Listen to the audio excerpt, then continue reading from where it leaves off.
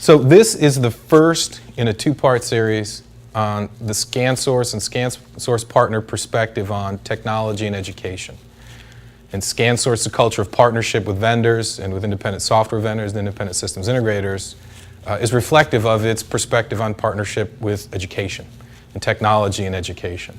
First of two parts, and we're going to try and tell a couple of short stories with implications for ScanSource and its partners, particularly from my perspective, the independent software vendor and independent systems integration community.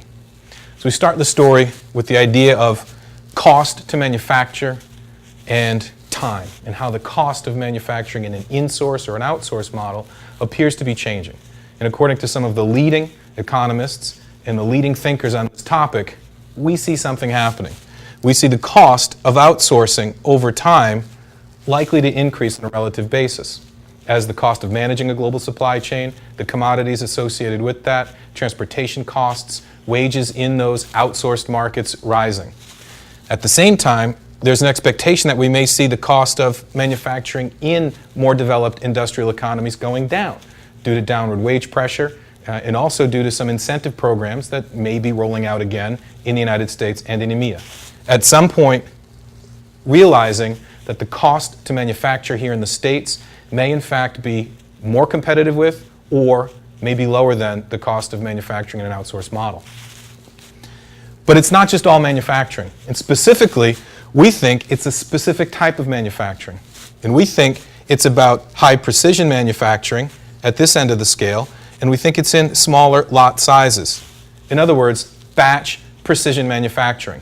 What was outsourced first and most often and most broadly was low precision and large lot size manufacturing.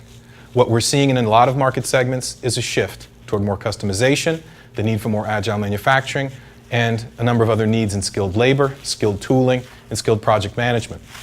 What we think that will accrue for the United States is what I'm going to call sort of a 700 model.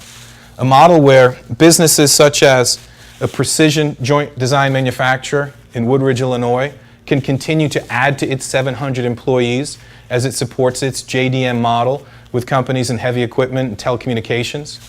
Where a city such as New Bedford, Massachusetts, an old mill town with all the economic and educational and socioeconomic challenges that accrue to many big cities in the U.S., can add 700 manufacturing jobs in the trailing decade. It has done that.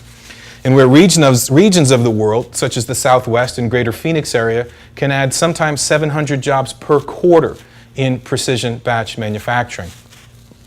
And what we think the implications of that story might be for ScanSource and its partners are the following: that there will be an increase in the number of accounts available, the number of small and mid-sized businesses in manufacturing that will demand ScanSource and products and services from ScanSource and its partners, and how those small businesses will likely become local to the independent software vendors and independent systems integrators. And what they're really going to be looking for is a domain expertise to go with the technical expertise delivered at a local level. We think these themes, these trends, we think the future looks pretty good for this to happen, and to happen in a way that creates demand for and adds value to the businesses of ScanSource and its partners.